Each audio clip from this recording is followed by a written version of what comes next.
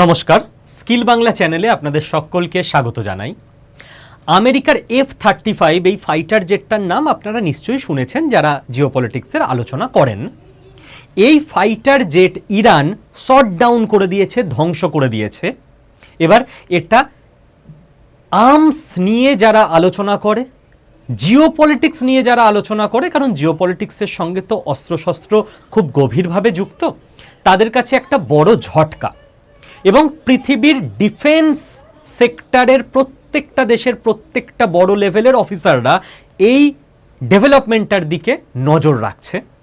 আর এহেন পরিস্থিতিতে ক্রুড অয়েলের দাম $200 পার হতে চলেছে।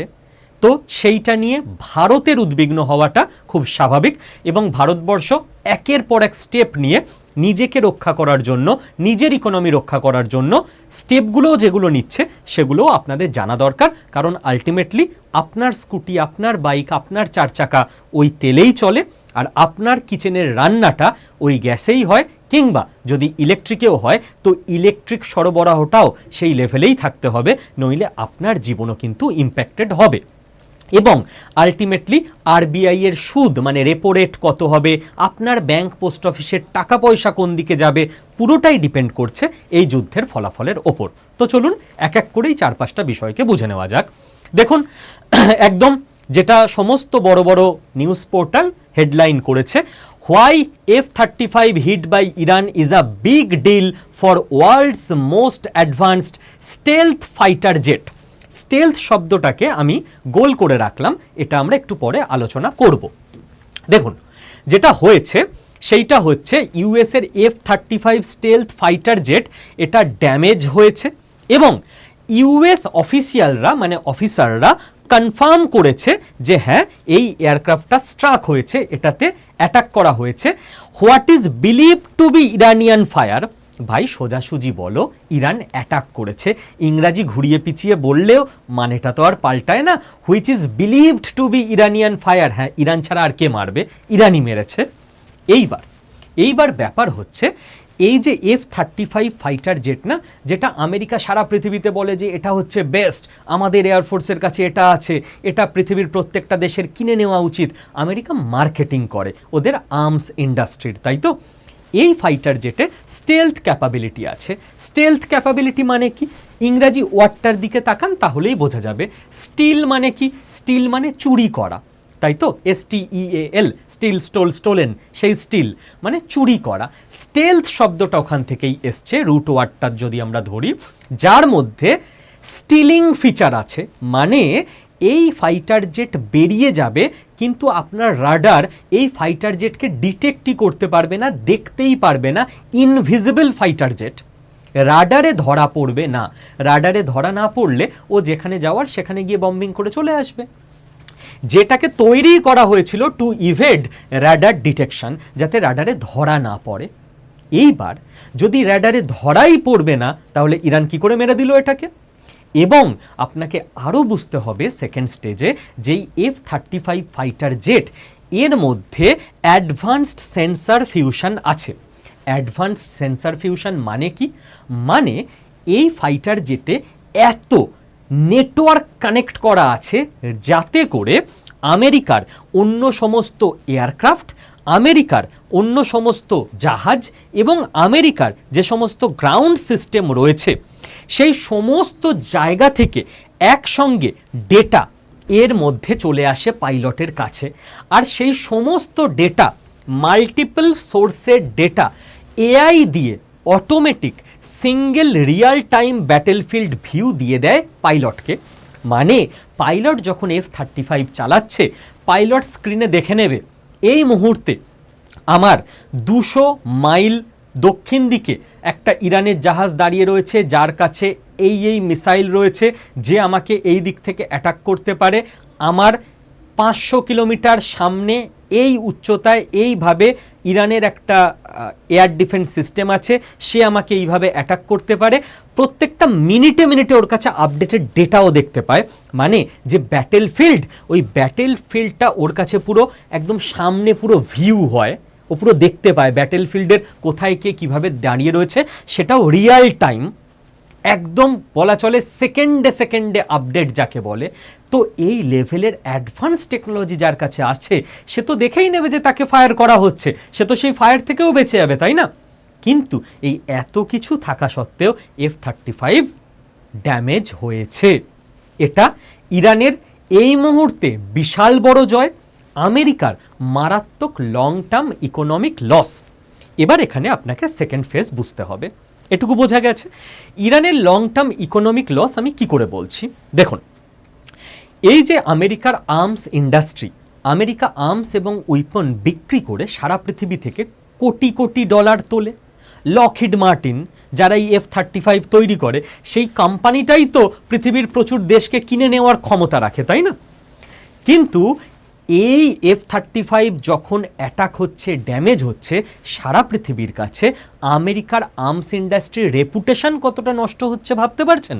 এইটা হচ্ছে লং টার্ম ড্যামেজ যেটা ইরান করে দিয়েছে আমেরিকাকে। ভেরি গুড, হাততালি। আমেরিকার রেপুটেশন ড্যামেজ হওয়া ভারতের মতো ডেভেলপিং নেশনের জন্য খুবই জরুরি। নেক্সট থার্ড আপনাকে যেটা বুঝতে হবে, এইটা আমার ধারণা আমরা না 6-7 দিন আগে স্কিল বাংলাতে একটা ভিডিওতে আলোচনা করেছিলাম, এবং ওই ভিডিওটার কমেন্ট সেকশানে আমার মনে আছে অনেকেই একটু দ্বিমত পোষণ করেছিলেন, দূর এরকম আবার হয় নাকি, কোথাও তো কোনো নিউজ চ্যানেলে এরকম দেখাচ্ছে না। তো মোটামুটি যেটুকু ডেটা পড়াশোনা করে পেয়েছিলাম তার ভিত্তিতেই ভিডিও করেছিলাম। এখন এটা ঘটে গেছে, এখন এটা আপনি এবার নিউজ চ্যানেলগুলোয় বা সার্চ করলে গুগলে দেখে নিতে পারবেন। কি আমি ডিটেল ব্যাখ্যা করে বলে দিয়েছিলাম যে আমেরিকা এবার যেটা চেষ্টা করবে, ইরানের ডিস্যালিনেশন প্ল্যান্ট যেখানে আছে, যেখানে সমুদ্রের জলকে পরিশুদ্ধ করে পাইপলাইনের মাধ্যমে ইরানের নাগরিকদের কাছে পৌঁছে দেওয়া হয় পানীয় জল হিসেবে, সেই ওয়াটার প্ল্যান্টগুলোয় আমেরিকা অ্যাটাক করবে। আর তার পাল্টা ইরানও গালফ কান্ট্রির অন্য ওয়াটার প্ল্যান্টগুলোয় অ্যাটাক করবে, যার ফলে গোটা মিডল ইস্টে একটা ওয়াটার ক্রাইসিস তৈরি হতে পারে। Water as a target in the Iran war, water supplies at risk, how attack on desalination plant could result in devastation, attacks on desalination plants in the Iran war forecast a dark future। তো এখন সমস্ত এবার জার্নালগুলো, ম্যাগাজিনগুলো এই খবর আসতে শুরু করেছে।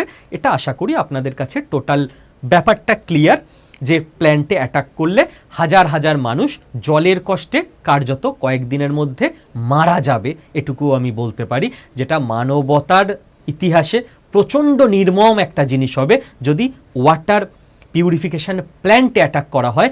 কারণ মিডল ইস্টে, ইরানে তবু অন্য কিছু সোর্স অফ ওয়াটার আছে, মিডল ইস্টের অন্য বিভিন্ন দেশে তাদের গ্রাউন্ড ওয়াটার নেই, তাদের কোনো বিশুদ্ধ পানীয় জলের নদী নেই, তারা সমুদ্রের জলকে পরিশুদ্ধ করেই খাওয়া দাওয়া করে। তো যুদ্ধ আরও বাজে দিকে যাচ্ছে। আর যেহেতু আমেরিকার F-35 ইরান ধ্বংস করে দিচ্ছে, ইরানে এবং ইরানের দ্বারা বাকি গালফ কান্ট্রিজের ওয়াটার স্যালিনেশন যে প্রজেক্ট রয়েছে সেই প্ল্যান্টে অ্যাটাক হওয়ার মতো অবস্থা, এবং একটা অ্যাটাক হয়েওছে আমি যতদূর জানি। এহেন অবস্থায় ভারত বলছে না, আমি বলছি না, কে বলছে? সৌদি আরব, যারা তেল নিয়ে এক্সপার্ট, তারা বলছে যে তেলের দাম $180 ছুঁয়ে যেতে পারে যদি এপ্রিল পর্যন্ত এই যুদ্ধ কন্টিনিউ হয়। আপনাকে মনে রাখতে হবে তেলের দাম $65 পার ব্যারেল ছিল যুদ্ধের আগে, এবং এই দামে তেল কিনে ভারত সরকার 100 টাকা 105 টাকায় পশ্চিমবঙ্গে পেট্রোল বিক্রি হচ্ছিল। এবার এই 65 টাকাটা যদি 3 গুণ বাড়ে যেখান থেকে ক্রুড অয়েলটা কিনছে সেখানে, তাহলে আপনি যে তেলটা 100 টাকায় 105 টাকায় কিনছেন সেটাও 3 গুণ হিসেব মতো বাড়ে। তাহলে কোথায় পৌঁছাতে পারে তেলের দাম, বুঝতে পারছেন? এবং আগে মানুষ এত বুঝতো না, আস্তে আস্তে সবাই জিওপলিটিক্স সচেতন হচ্ছে যে আমাদের দেশেরও প্রত্যেকটা জিনিসের দাম আলটিমেটলি ডিপেন্ড করে পৃথিবীর কোথায় কি হচ্ছে তার ওপরে। কারণ তেলের দাম বাড়লে বাস ভাড়াও বাড়বে, তেলের দাম বাড়লে সবজির দামও বাড়বে, কারণ সবজিও পেট্রোল বা ডিজেলে চালিত লরি করেই কোনো না কোনো জায়গা থেকে ট্রান্সপোর্টেড হয়ে আসছে। তেলের দাম বাড়লে আমার আপনার প্রত্যেকের খরচ বাড়বে। এবার ভারত অসাধারণ ডিপ্লোমেসিতে পুরো ব্যাপারটাকে এখনো পর্যন্ত ম্যানেজ করে যাচ্ছে, কালকেই ম্যানেজ করতে পারবে কিনা জানি না, কেন বললাম ডিপ্লোমেসিতে? কারণ রাশিয়া থেকে ভারত তেল আনছে এখনও কম দামে। এর সঙ্গে রয়েছে সেকেন্ড, ভারতের স্ট্র্যাটেজিক রিজার্ভ। ভারতের কাছে যেহেতু যথেষ্ট রিজার্ভ ছিল, তো ভারত ওইটাকে দিয়েও এখনও চালিয়ে যাচ্ছে। আর থার্ড, ভারতবর্ষের যেহেতু ইকোনমির অবস্থা আগের থেকে অনেক স্ট্রং, ভারতবর্ষ ভর্তুকি দিয়েও চালিয়ে যেতে পারছে এখনও। কতদিন পারবে জানি না, কিন্তু আপনি যদি আমাদের পাশের দেশের অবস্থা দেখেন তাহলেই ফিল করতে পারবেন যে দেখুন, এরাও তো ভারতীয়ই ছিল, মাথায় ক্যারা চেপেছিল আলাদা দেশ নেব রিলিজিয়ানের নামে, সেই জন্য কিছু গামবাট লোকজন দাঙ্গা হিংসা করে আলাদা দেশ নিয়ে নিজেদের দেশটাকেই কেটে, ভারতই তো ছিল, পাকিস্তান থরি ছিল, কেটে নিয়ে আলাদা টুকরো দখল করে রেখে দিয়েছে। এই তো ব্যাপার। তো এটা তো ভারতই, আমি যদি বলি, তো সেই পাকিস্তানের যেটা ভারতই ছিল, কোনো একদিন আশা করি সুবুদ্ধির উদয় হবে সবার এবং আবার ভারতই হয়ে যাবে। সেই পাকিস্তানে আমাদের জাস্ট পাশের জায়গায় রিপাবলিক ডে প্যারেড সেলিব্রেশন সরকার ক্যান্সেল করে দিচ্ছে। আপনি ভাবতে পারছেন, একটা দেশের সরকার 23শে মার্চ এদের রিপাবলিক ডে প্যারেড ছিল, বলছে ভাই তেল নেই, সব প্যারেড ফ্যারেড করতে গিয়ে কিছু মিলিটারির গাড়ি ফাড়ি চালাতে হবে, ট্যাঙ্ক ফ্যাঙ্ক চলবে, ওতে অনেক পেট্রোল ডিজেল লাগবে, এখন খরচ করা যাবে না ফালতু একটা সেলিব্রেশন বা প্যারেড করতে। রিপাবলিক ডে কোনো দেশের কাছে ফালতু বলে গণ্য হচ্ছে, অপ্রয়োজনীয় বলে গণ্য হচ্ছে। সেই দেশের অবস্থাটা বুঝতে পারছেন? আমি সেকেন্ড আপনাকে দেখাচ্ছি, পাকিস্তান স্কুল বন্ধ করে দিচ্ছে, বলছে না স্কুল টুল খোলা রাখতে হবে না, বাচ্চা কাচ্চা গাড়ি করে বাস টাসে করে স্কুলে আসবে, ফালতু আমার তেল খরচ হবে। অফিস বন্ধ করে দিচ্ছে, বলছে রিমোট ওয়ার্ক ফ্রম হোম দিয়ে দাও, সেই কোভিডের মতো, অফিসে লোকে আসবে, তেল খরচ হবে। যেখানে রিমোট ওয়ার্ক সম্ভব নয়, 4 ডে ওয়ার্ক উইক দিয়ে দাও, সোম থেকে বৃহস্পতি অফিসে এসে কাজ করবে, শুক্র শনি রবি বাড়িতে কাজ করবে বা ছুটি দিয়ে দাও। এইটা একটা দেশের অবস্থা হতে পারে যদি এনার্জি মানে তেল গ্যাস ইলেকট্রিসিটি সেই দেশে না থাকে। আমাদেরই দেশ, আমরা পাকিস্তানকে আজকাল বিদেশ বলি, কেন বিদেশ বলবো? আমাদের খেয়াল রাখতে হবে আমাদেরই দেশ। আপাতত কিছু ক্যারাওয়ালা লোকজন যাদের মাথায় বোধবুদ্ধি নেই, শুভবুদ্ধি নেই, তারা আলাদা কেটে নিয়ে দখল করে রেখে দিয়েছে। সেই পার্টের আমাদের দেশের একটা পার্ট, তাদের এই অবস্থা এই মুহূর্তে এখনো অবধি ইন্ডিয়া সামলে যাচ্ছে। এবার ফিউচার কি? ফিউচার দেখুন, ইন্ডিয়া অন্য একটা রুটকে ইউজ করতে শুরু করে দিয়েছে। দুটো রুট মেনলি আমরা এই মুহূর্তে ইউজ করছি। একটা তো আপনারা জানেনই যে রাশিয়া থেকে ইন্ডিয়াতে তেল আসার একটা উপায় হলো এই চীন টিন সব কিছু ঘুরে এই সাইড দিয়ে আসা, চেন্নাই ভ্লাদিভস্টক করিডর মনে আছে আশা করি। আর একটা উপায় হচ্ছে আমরা সৌদি আরব থেকে রেড সি বা লোহিত সাগর দিয়ে রিরুট করে দিয়ে আমাদের তেলকে নিয়ে আসতে শুরু করে দিয়েছি। রাশিয়া থেকে ইম্পোর্ট সার্জ হয়েছে, রাশিয়া থেকে আমরা বেশি করে আনছি। আর একা রাশিয়া কত দেবে? তাদেরও তো একটা লিমিটেশন আছে, প্রোডাকশন রাতারাতি তো বাড়ানো সম্ভব নয়। তো আরব এবং গালফ কান্ট্রির তেল গ্যাসও আমাদের লাগবে, আমরা লোহিত সাগর দিয়ে রিরুট করতে শুরু করে দিয়েছি। কি কেস এটা? এটা ম্যাপ দেখিয়ে আপনাদের বুঝিয়ে দিচ্ছি। দেখুন, এইটা হচ্ছে আমাদের ভারত, এই হচ্ছে স্ট্রেট অফ হরমুজ যেটাকে ইরান আটকে রেখেছে, এইটা হচ্ছে ইরান, ঠিক আছে, এইটা পাকিস্তান, এইটা হচ্ছে আরব। এইবার আরব থেকে আমাদের এইখান থেকে তেলগুলো কোথা দিয়ে আসতো? সব এইখান দিয়ে আসতো, মুম্বাইতে, গুজরাটে। বাট কি করে আসবে? এই জায়গাটাই তো পুরো চোখ হয়ে রয়েছে। এর জন্য অলরেডি একটা সেকেন্ড প্ল্যান আগে থেকে ভাগ্যিস করা ছিল। আরব কি করেছিল?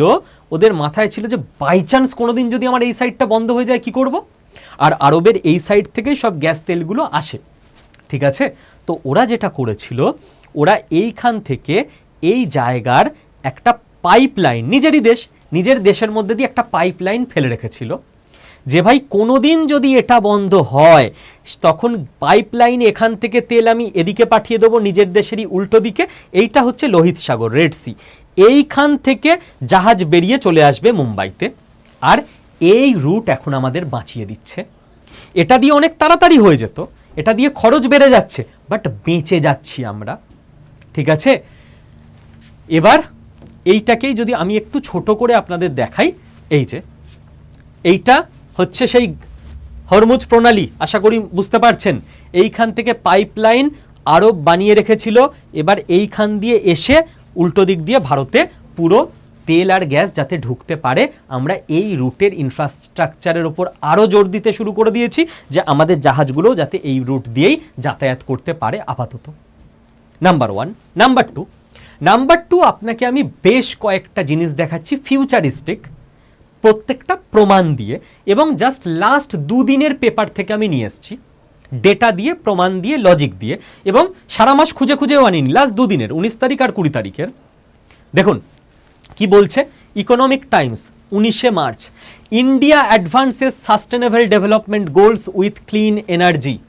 যেটা আমরা আলোচনা করছিলাম, ইন্ডিয়া মারাত্মকভাবে ঝুঁকতে শুরু করে দিয়েছে, বুঝে গেছে ভাই যেটা আমরা ভাবছিলাম 20 বছরে করব, 2 বছরে করতে হবে। ক্লিন এনার্জি চাই আমাদের, solar energy, wind energy. India's power capacity may double by 2036 led by non fossil sources. Non fossil মানে যেগুলো পেট্রোল, ডিজেল, পেট্রোলিয়াম থেকে আসবে না, কয়লা থেকে আসবে না। বিজনেস স্ট্যান্ডার্ড 20 মার্চ আজকের, ঠিক আছে। 2036-এ আমাদের পাওয়ার ক্যাপাসিটি ডাবল হতে যাচ্ছে। Next, India solar capacity to quadruple, wind to triple over decade. Power ministry adviser, এটা ইকোনমিক টাইমসে বেরিয়েছে 20 মার্চ। পাওয়ার মিনিস্ট্রির অ্যাডভাইজার কি বলছে, আমাদের সোলার ক্যাপাসিটি কত গুণ হবে 1 দশকে, কোয়াড্রিপল মানে 4 গুণ হবে। আর উইন্ড ক্যাপাসিটি মানে বায়ু, বাতাস থেকে যে বিদ্যুৎ হয়, ঠিক আছে, সেই বাতাস থেকে আমরা ট্রিপল 3 গুণ করে নেব আমাদের ক্যাপাসিটি জেনারেশন। তো রিনিউয়েবল এনার্জির দিকে ভারত দ্রুত গতিতে এগোচ্ছে, কিন্তু এটা তো 1 মাসে 2 মাসে হবে না, একটু টাইম লাগবে। ততদিনের জন্য রাশিয়া থেকে আনতে হবে, লোহিত সাগর দিয়ে আনতে হবে, ইরানের সঙ্গে কোনো রকমে কথাবার্তা বলে নেগোসিয়েট করে ওদের মেডিকেল এড ফেড দিয়ে সেফ প্যাসেজ তৈরি করে হরমুজ প্রণালী দিয়ে আনতে হবে। তার জন্য পুরো ডিপার্টমেন্ট দিনরাত লেগে আছে, ফরেন অ্যাফেয়ার্স মিনিস্ট্রি, ওটা ওরা সামলে নিচ্ছে। আর যতক্ষণ ডিপার্টমেন্ট এটাকে সামলাতে থাকবে ততক্ষণ আমাদের রিল্যাক্সে থাকলে হবে না যে এইভাবেই সারা জীবন চলবে, ততক্ষণ আমাদের পুরো ফিউচারিস্টিকভাবে ফিউচার রেডি হয়ে যেতে হবে। দেখুন নেক্সট আমরা কি করছি, the projection includes 315 gigawatt coal based capacity. আমাদের 2036 সালে কয়লা তাপবিদ্যুৎ থেকে আসবে 315, যেটা এখন আমাদের মেন, তাপবিদ্যুৎ ছাড়া চলবে না, তাই না? এবং যেহেতু কয়লা পুড়িয়ে বিদ্যুৎ উৎপাদন হচ্ছে, কিছু কয়লা কিনেও আনতে হয়, সেই জন্য বিদ্যুতেরও আমাদের দাম বেশি পার ইউনিট। বিদ্যুতের দামও তো কমাতে হবে যখন আমরা পুরো ইলেকট্রিকের ওপর ডিপেন্ড করব, রান্না থেকে ইভি অবধি, গাড়ি পর্যন্ত। গ্যাস ক্যাপাসিটি আমাদের থাকবে 20 গিগাওয়াট। স্যার গ্যাস কি বলেছি, ন্যাচারাল গ্যাস এবং বায়োগ্যাস আমরা তৈরি করতে শুরু করে দিয়েছি। 22 গিগাওয়াট আমাদের নিউক্লিয়ার ক্যাপাসিটি হবে। কয়েকদিন আগে ভিডিও করে দিয়েছিলাম, ইন্ডিয়া কানাডার সঙ্গে ইউরেনিয়াম ডিল করে দিয়েছে নিউক্লিয়ার পাওয়ার তৈরি করার জন্য, পারমাণবিক বিদ্যুৎ। 78 গিগাওয়াট আমাদের জলবিদ্যুৎ হবে, 509 গিগাওয়াট আমাদের সোলার হবে। এবার ভাবুন 2036-এ ঠিক 10 বছরে কয়লা নেমে আসবে 315, সোলার উঠে যাবে 509। বুঝতে পারছেন সোলারের ফিউচার কোন দিকে? যারা স্টক মার্কেটে ইনভেস্ট করেন কিছু বুঝতে পারছেন? কি ক্লু দিতে চেষ্টা করছি? কোম্পানি আপনাকে নির্বাচন করতে হবে, সেক্টর আপনি জিওপলিটিক্স থেকে বুঝে যাবেন। উইন্ড এনার্জি 155 গিগাওয়াট হতে চলেছে, আর 16 গিগাওয়াট বায়োমাস এনার্জি হবে, 6 gigawatt small hydro power capacity হবে 2036-এ। দেখুন দ্য পায়োনিয়ারের article 20 March towards sustainable energy transition. এই সবগুলো আমরা লাস্ট 1 সপ্তাহ 2 সপ্তাহ ধরে আলোচনা করছিলাম, 19 তারিখ 20 তারিখ সমস্ত ইংলিশ পেপারে লিখতেও শুরু করে দিয়েছে। আমি কি ওদের বলেছিলাম যে এগুলো লেখো? কারণ আপনি যদি ফিউচারকে দেখতে পারেন লজিক্যালি, মিলে যাবে সব কিছুই। এবার ইন্ডিয়ার গ্রোথটা আপনি ভাবুন, ইন্ডিয়া 2035-এর মধ্যে আর একটা ইম্পর্টেন্ট জিনিস কি এনার্জির সঙ্গে, সেমিকন্ডাক্টর চিপ। যে সেমিকন্ডাক্টর ছাড়া কম্পিউটার চলবে না, ক্যামেরা চলবে না, এসি চলবে না, বোর্ড চলবে না, ইভি গাড়ি চলবে না, সোলার প্যানেল চলবে না, কিচ্ছু চলবে না। সেই সেমিকন্ডাক্টর ইন্ডিয়া $300 বিলিয়ন করতে চলেছে 2035-এর মধ্যে। আর কি চাই? এআই চাই। আজকের দিনে এই তো চাই, এনার্জি, সেমিকন্ডাক্টর, এআই, এই 3টে জিনিস হয়ে গেলেই India developed. 16% of world's AI workforce is now in India. এতে হয়তো সামান্য কাঠবিড়ালির ভূমিকা আমাদের স্কিল বাংলারও আছে, কারণ আমরাও এই যে সারা পৃথিবীর 16% এআই ওয়ার্কফোর্স ইন্ডিয়াতে হয়ে গেছে, হবে টবে না, হয়ে গেছে, ইজ নাও। ইন্ডিয়া টুডের আর্টিকেল সব আলাদা আলাদা পেপার থেকে আমি নিয়ে এসেছি 20 মার্চের আজকের। এতে হয়তো সামান্য অবদান আমাদেরও আছে, 5-6 হাজার মানুষকে স্কিল বাংলার তরফ থেকেও আইআইটি ম্যাড্রাসের সঙ্গে টাই আপ করে আমরা কিন্তু এআই ট্রেনিংয়ের ব্যবস্থা করিয়ে দিতে পেরেছিলাম। এবং আপনি দেখুন তাতে করে ইন্ডিয়ার ট্যাক্স কালেকশন কতটা বেড়ে রেকর্ড হয়ে গেছে 17ই মার্চ অবধি। ইন্ডিয়ার ইকোনমি দ্রুত এগোচ্ছে, কারণ ইন্ডিয়াতে পুরো ব্যাপারগুলো ঠিকঠাক হচ্ছে। এবং যেহেতু ইকোনমি এগোচ্ছে, এআই হচ্ছে, ইনফ্রাস্ট্রাকচার হচ্ছে, সেমিকন্ডাক্টর হচ্ছে, সোলার এনার্জি হচ্ছে, 71 PC firms in India willing to invest in digital take.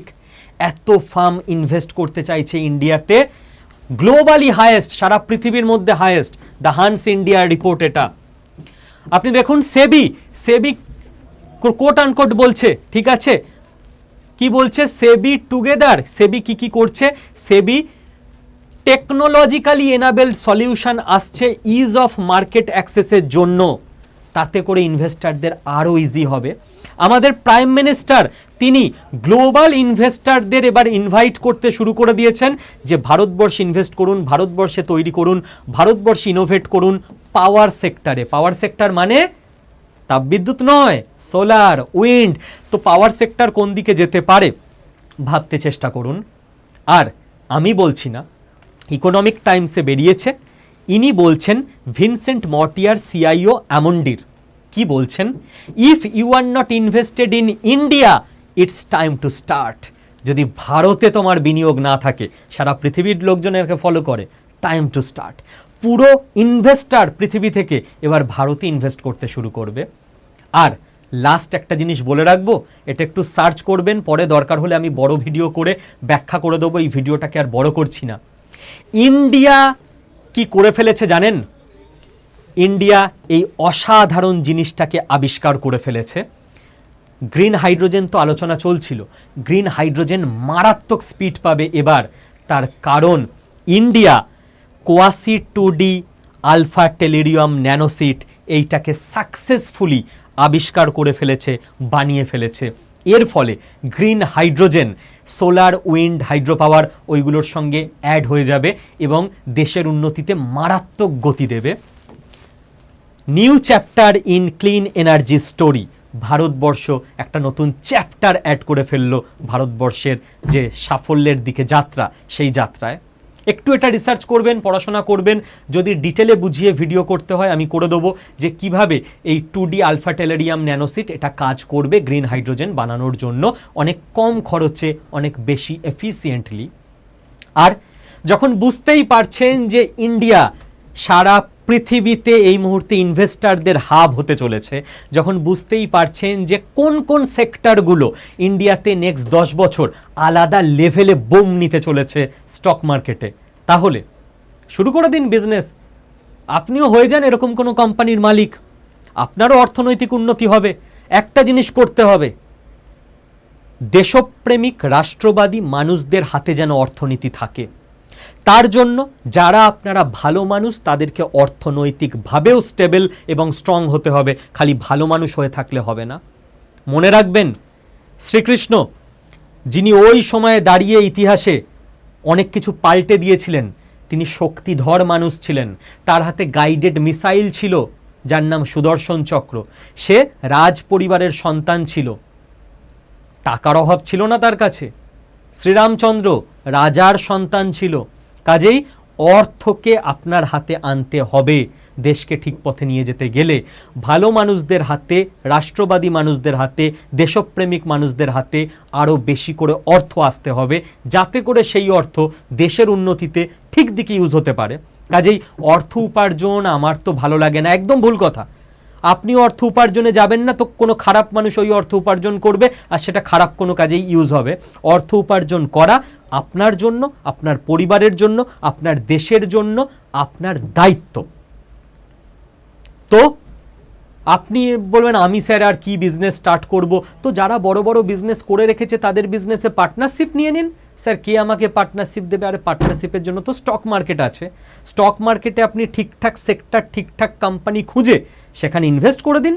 50 টাকা, 100 টাকা, 500 টাকা, 1000 টাকা, যেমন আপনার ঠিকঠাক লাগে, আপনার পড়াশোনা অনুযায়ী আপনি ডিসিশন নিন। আপনি যদি আজকে টাটা, রিলায়েন্স, আদানি, এটা ওটা সেটা কোথাও ইনভেস্ট করেন, তো আপনি তো কার্যত সেই কোম্পানির একটা অংশীদার হলেন না। সেই কোম্পানি যেমন গ্রো করবে, আপনার টাকাটাও গ্রো করবে। আপনাকে বুঝতে হবে কোন কোম্পানি গ্রো করবে, তার জন্য আপনাকে স্টক মার্কেট শিখতে হবে। এটা জুয়া নয় যে না শিখেই আপনি বুঝে যাবেন। তো শিখে নিন না, জীবনে এত কিছু শিখেছেন, এটাও তো শিখতে পারবেন। এবং যারা স্কিল বাংলায় স্টক মার্কেট কোর্সে এনরোল করেছেন, তাদেরকে আমরা সঙ্গে ফ্রিতে কি দিয়েছি জানেন? লোন অ্যান্ড ডেট ম্যানেজমেন্টের একটা গোটা মডিউল দিয়ে দিয়েছি ফ্রি অফ কস্ট। আপনার লোন আছে, ধার আছে, এইভাবে আপনি ম্যানেজ করে ধার থেকে মুক্ত হয়ে যেতে পারবেন। আমরা ফ্রি অফ কস্ট প্রত্যেক সপ্তাহে রবিবার করে সকাল 11টায় লাইভ কিউএনএ সেশন অ্যাড করে দিয়েছি, কোশ্চেন আনসার সেশন। আর এই রবিবারেরটা মানে আগামী পরশু দিনেরটা শনিবার হবে, ঠিক আছে? শনিবার বিকেলে হবে, মানে আগামীকাল বিকেলে নেব আমি এই লাইভ কিউএনএ সেশনটা। তো যারাই জয়েন করছেন আগামীকাল বিকেলে একটু নিজেরা ফ্রি রাখবেন নিজেদেরকে, বিকেল 5টা থেকে। থার্ড, আমাদের যেহেতু এই ভিডিওগুলো ইংলিশে ছিল, হিন্দিতে ছিল, আমরা প্রত্যেকটা ভিডিও আলী স্যারের, যিনি SEBI registered chartered accountant, certified stock market analyst, তার ভিডিওগুলো বাংলায় ট্রান্সলেট করে পাতি বাংলায় সবার বোঝার উপযোগী করে আপলোড করতে শুরু করে দিয়েছি স্টক মার্কেট কোর্সে, নতুন কোনো ফিজ না নিয়ে, ফ্রি অফ কস্ট গিফট হিসেবে। এবং আমরা বিশ্বাস করি যে আমি বিশ্বাস করি মানুষ যদি শারীরিকভাবে সুস্থ না থাকে, টাকা কামিয়ে কি করবে, কি করে ভোগ করবে? শরীর সুস্থ না থাকলে টাকাও কামাতে পারবে না, ভোগও করতে পারবে না, দেশের কাজও করতে পারবে না। তাই সম্পূর্ণ ফ্রি অফ কস্ট যারা এই স্টক মার্কেটে জবেই ভর্তি হয়েছেন তাদেরকে একটা ইয়োগা কোর্স আমি ফ্রি অফ কস্ট ওখানে অ্যাড করিয়ে দিয়েছি। আগে শরীর সুস্থ রাখুন, সুস্থ থাকতে হবে আপনাকে।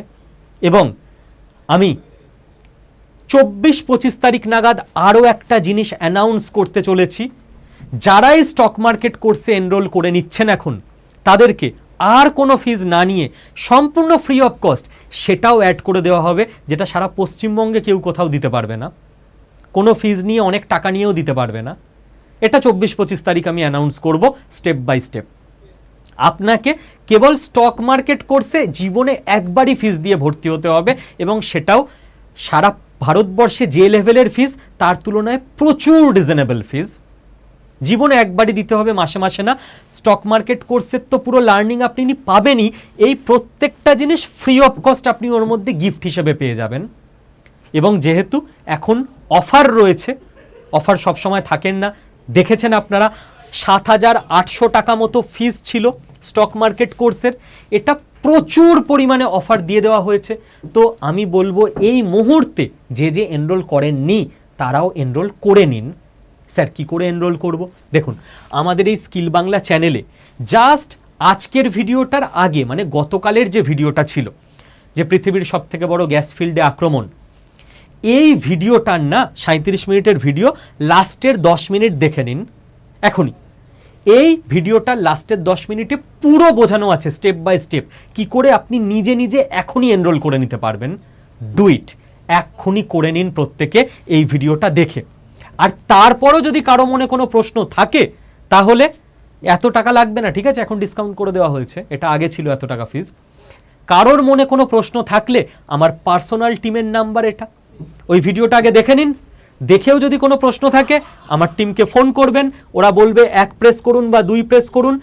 কোনো জিজ্ঞাসা থাকলে ভর্তি হবার আগে 1 প্রেস করবেন, একটা আলাদা টিমের কাছে ফোনটা চলে যাবে। ভর্তি হওয়ার পর যদি কোনো প্রশ্ন থাকে, কোনো ক্লাস খুঁজে পেতে অসুবিধা হয়, 2 প্রেস করবেন, যারা ভর্তি হওয়ার পরের টিম তাদের কাছে আপনার ফোন চলে যাবে। পুরো ক্ল্যারিটি দিয়ে দিলাম। এবার আপনার জীবন, আপনার ভাগ্য, আপনার ডিসিশন। All the best.